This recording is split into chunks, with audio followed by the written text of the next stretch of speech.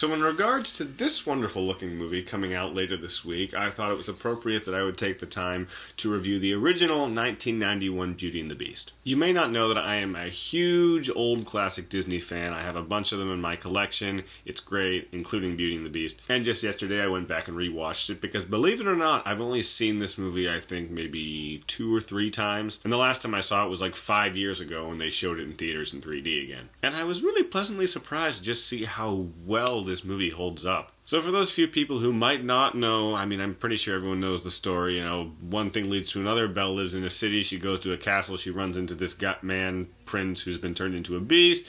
One thing leads to another. They fall in love. Things are good. But one thing that I realized as I was watching it yesterday is that unlike a lot of some of the other animated Disney flicks, specifically the Disney princess flicks, they don't usually really flesh out the relationship between the princess and the prince. I mean, if you look at movies like Snow White, Cinderella, Sleeping Beauty, I guess there's maybe a little bit in Sleeping Beauty, but not that much. But in reality, it's really mainly about her, and you don't really get anything but this flat, sometimes even non-verbal prince who shows up solely for the sake of her living happily ever after and all that great stuff. But in this film, I was really still, just sucked in as a 20-year-old viewer as you see the relationship between these two develop. I mean, when they first meet, obviously, he's, gruff and horrifying and terrifies her. And it's actually really clever the way they begin developing the relationship. They almost do it in a sort of comical way that had me laughing. So first and foremost, the romance in this film really works. But the side characters are fantastic. I mean, Lumiere and Cogsworth are 2 classic Disney sidekicks. Their banter's hilarious. They're both very lovable and charismatic. And Be Our Guest is just a fantastic song, let's be honest.